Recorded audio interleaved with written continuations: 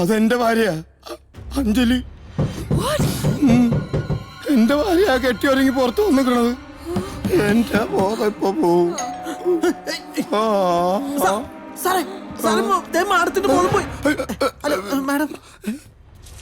നീ എന്ത് കാണിക്കണത്?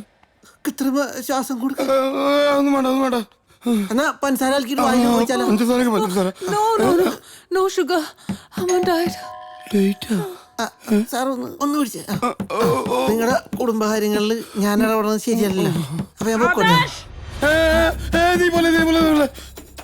നിന്റെ പേരെന്താ? നന്ദൻ. എടാ ഇവിടെ ഇവിടെ ഒന്ന് കുറച്ചു നേരം പിടിച്ചേ.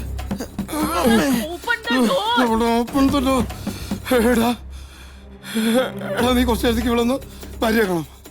എടാ നിന്റെ ഭാര്യയുടെ ഗർഭം ഞാൻ ചൊങ്കാടാ. പ്ലീസ്.